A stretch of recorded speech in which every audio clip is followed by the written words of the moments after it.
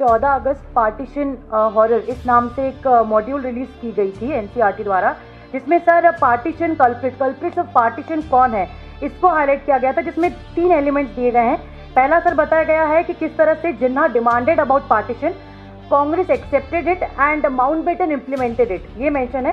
साथ ही साथ नेहरू जी का कोट भी दिया गया है, कहा गया है कि partition was bad but necessary to avoid civil war. ये उनके स्पीच 1938 मैंने तो देखा नहीं, इसलिए अगर आप नहीं खोल के रखिए मोबाइल, दिखाइए जरा मुझे क्या 1938 का जिक्र है।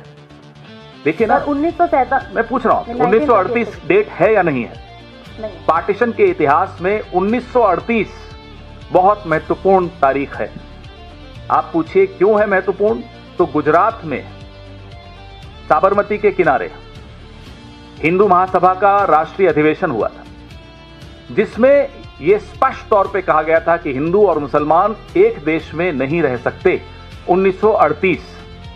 आइए आगे 1940, क्या यह है मॉड्यूल में? 1940 में इसी जुगलबंदी को आगे बढ़ाते हुए लाहौर अधिवेशन में, मुस्लिम लीग के लाहौर अधिवेशन में जिन्ना ने यही बात दोहराई थी। 1938 में सबसे पहले हिंदू महासभा ने यह बात रखी थी, 1940 में जिन्ना ने वो बात दोहराई थी। अब आइए 1942 में, मैं दावे के साथ कह सकता हूं कि यह तारीख भी नहीं लिखी होगी, है क्या? 1942 में क्या हुआ था ये लिखा है, अलायंस की सरकार बनी थी, लिखा है।